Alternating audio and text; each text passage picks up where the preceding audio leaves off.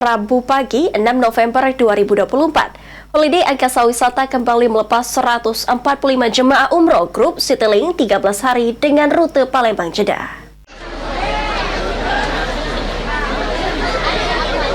Holiday Angkasa Wisata kembali menggelar keberangkatan 145 jemaah umroh melalui Bandara Sultan Mahmud Badarudin II Palembang dengan menggunakan maskapai Citylink. Penerbangan langsung Palembang ke Jeddah pada Rabu 6 November 2024. Tidak hanya dari Sumatera Selatan, jemaah juga berasal dari Provinsi Jambi. CEO PT Sultan of Sumatra Holiday Angkasa Wisata Bapak Haji Dedi Suparman ST melalui Kadif Umroh Holiday Angkasa Wisata Indah Pratasari mengatakan ada 5 tour leader yang diberangkatkan untuk bertugas membantu para jemaah agar pelaksanaan umroh berjalan lancar.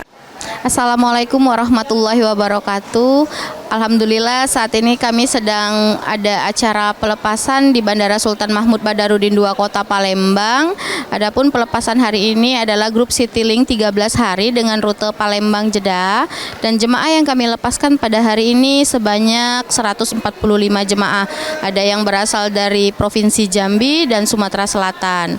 Adapun tour leader yang berangkat bertugas pada hari ini tenaga profesional kami berjumlah 5 orang, dan nanti juga ketika landing di Jeddah ada disambut oleh mutawif secara profesional juga akan bertugas nantinya mendampingi jemaah untuk beribadah umroh di Tanah Suci Madinah Al-Munawwaroh dan Mekah Al-Mukarramah. Sementara itu, tour leader Holiday Angkasa Wisata Asiana Afan berharap agar semua jemaah yang berangkat dalam keadaan sehat dan pulang juga dalam keadaan sehat. Diharapkan juga antara tour leader dan jemaah akan terbina dengan hubungan yang baik sehingga bisa menjalankan apa yang ditugaskan dengan baik. Alhamdulillahirabbil alamin, hari ini kami akan membawa jemaah menuju Mekah langsung umroh. Harapan kami semoga semua jemaah pergi dalam keadaan sehat dan pulang dalam keadaan sehat dan lengkap.